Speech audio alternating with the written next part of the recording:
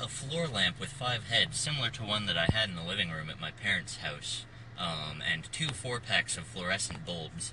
I may have kind of chickened out on installing a ceiling fan because I don't own wire strippers, but, like, they were also more expensive than I was hoping for. Like, I could get one that seemed okay for 60, but I don't understand why there's the huge price discrepancy between, there were like 2 models that had light fixtures at 60. There were a couple that didn't have light fixtures at like 40. But the vast majority of them were priced at around $150. And I wonder what the substance is to the $100 price discrepancy. When I was living at my parents' house, my ceiling fan in my bedroom had a problem where it would click. Like, if the fan was on, particularly at a higher speed than low, it would just go tick, tick, tick, tick, tick, tick, tick, in a really annoying fashion.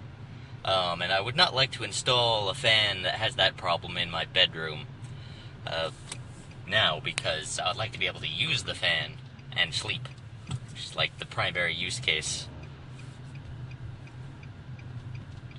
Driving in exciting traffic while talking into a cell phone.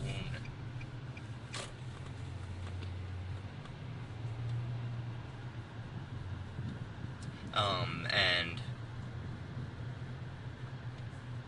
the other thing that I was sort of unsure about is how physically the fan is going to attach to the ceiling, because there were 2 screws.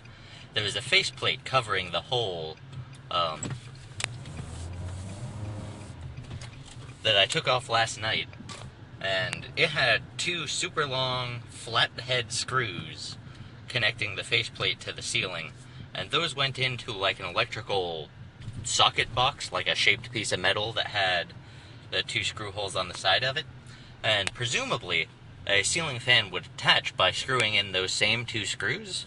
And I saw a couple of light fixtures that didn't have fans attached to them, that very clearly had those screws and ways to access them, so I considered buying a light fixture such as that, for the reason that maybe I would be able to, for the reason that attaching a light fixture to the ceiling there would make the switch work, which is a thing that would be very nice, because almost more than filming, not more than filming, but one of the significant reasons that I'm choosing to go after solving this lighting problem in my bedroom is that there's a frustration when you go to flip the switch. You're like, oh, it's dark in here, I'll flip the switch, and then nothing happens. It's like, ugh. That startlement is unpleasant, almost more than the fact that you don't have a good mechanism to get it illuminated in here.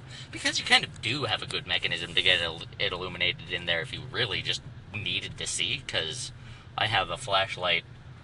There's the LED flash feature on my phone, and if I wanted to use my phone for something while illuminating it with those LEDs, I happen to have another Android device, so I could put my Nexus 10 in my bedroom and turn on the LED lights.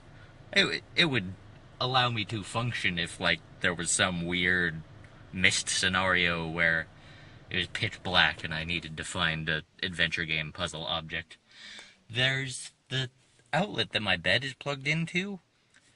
It's, your standard American outlet with one on the bottom and one on the top, and the one on the bottom works and the one on the top doesn't, and I'm wondering if the one on the top might be wired to one of the light switches.